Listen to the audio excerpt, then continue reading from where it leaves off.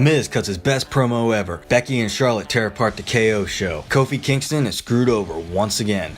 Hey everybody, I'm Garrett. Welcome to Scaled, the show where we look at Monday Night Raw and Smackdown Live to give each segment a rating on a scale of 1 to 10. This week, Smackdown is live from Indianapolis, Indiana. Up first is The Miz, and this first segment's going to get an 8.5, simply because this is the best promo I've ever seen come out of The Miz. One of the best promos I've seen in years. The Miz had so much emotion, and he delivered this promo beautifully. I can't imagine anything that would have made this promo any better. He seriously did a wonderful job on delivering this promo. It was basically the exact opposite of how Batista's interview went the previous night. The first match of the night sees the Iconics, Peyton Royce and Billie Kay, taking on Sasha Banks and Bayley. This is a non-title match. Yes, the Iconics are really annoying, but that's what makes them great heels. They're so good at being annoying, and they just deliver their lines exactly how they need to be delivered. This match, however, is going to get a 5. There was a lot of clumsy spots in there, and at one point, Lacey Evans came out, walked down to the ring, and then walked back. This is still getting really annoying. The second half of the match was a lot better than the first half. I am now predicting a Fatal 4-Way at WrestleMania with the Iconics versus Nia and Tamina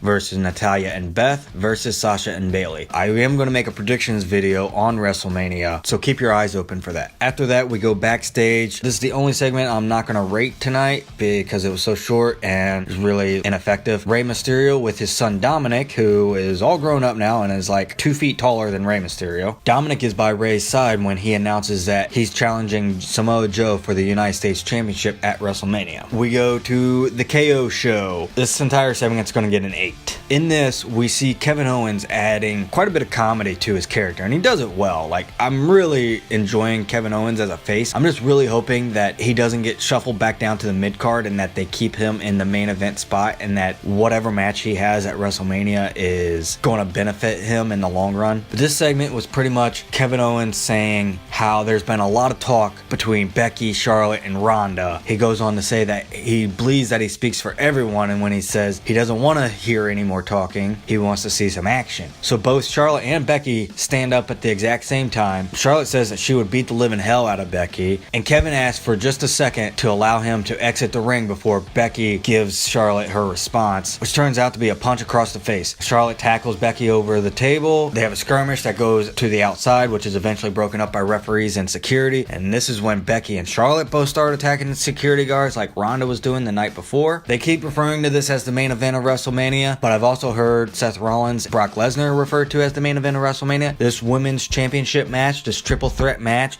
needs to be the very last match that goes on at WrestleMania. AJ Styles is cutting a promo on Randy Orton. I'm going to give it a 6 because AJ was not capable of cutting the best promo in WWE for a while. And then over the last couple of months, it seems like they've gotten rid of the scripts. So since then, the promos have gotten so much better. And AJ has just gotten so much better at cutting a promo. But up next, we have Daniel Bryan and Rowan coming out. Daniel Bryan cuts a promo, which is going to get a 7.5. As always, Daniel Bryan is a genius on the microphone. He's a genius in the ring. He's just the greatest wrestler of all time. I love how Daniel Bryan is being such a hypocrite right now and is using the B-plus player aspect that helped launch the entire Yes movement. Up next is the Gauntlet match, and I'm going to give each opponent a separate rating. So first up, Kofi defeats Sheamus with Trouble in Paradise. This is going to get a 7. This is probably the longest of the 6 matches. And then next up is Cesaro, who Kofi defeats with SOS. It's going to get 6.5. This was a little bit shorter than Sheamus, and I was a little disappointed in it because Cesaro should have been given the opportunity to showcase his abilities a little bit more. After that, Rowan comes out and is disqualified inside of, I think it was only about a minute. Rowan just lays into him, takes him to the outside of the ring, and it gives him the iron claw through the announce table. And I have to mention that here, when he put Kofi through the table, this is the first time ever that I noticed that the attacker didn't remove the items on the table. I have heard this mentioned so many times on other YouTube videos and that. For that reason alone, I'm giving this match a 7. Because yes, that's how it should be. You should want to hurt your opponents. His back landed right on top of one of those monitors. So yeah, that had to hurt. After that, Samoa Joe comes out. Their match is going to get a 7.5. Kofi wins with a roll-up. And then Randy Orton comes out. I was completely expecting, since Randy Orton was last or so we thought, that AJ Styles was going to interfere here. But he didn't, and Kofi defeated Randy Orton with a roll-up, just like Samoa Joe. This is going to get an 8. Big E and Xavier Woods run down to the ring to start congratulating Kofi, and then Vince McMahon's music hits, and he comes out to congratulate Kofi, and he says, "Kofi, you are going to WrestleMania as long as you can defeat this one last opponent." And then the music of Daniel Bryan hits. Daniel Bryan comes down. Kofi puts up as much of a fight as he can. He can literally barely stand at this point.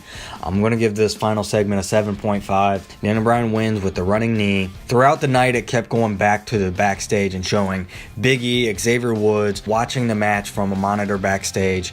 And then every time it would go back, it would show more and more superstars gathered around the television, like the Usos, Heavy Machinery, Ricochet, R-Truth, Carmella, Nikki Cross, so many other superstars. And I'm making a prediction that next week is going to open with all the superstars surrounding the ring and there being a Kofi movement, very similar to the Yes movement. And this is going to force Vince McMahon to give Kofi Kingston his championship match at WrestleMania. Overall, SmackDown is going to get a 7.14 for this week. And that's going to do it for Scaled this week, guys. Keep your eyes open for more content coming soon. If you like the video, give me a like, give me a subscribe. You can check me out over on Twitter, on Facebook, and on Patreon. Thanks for watching, guys, and have a great week.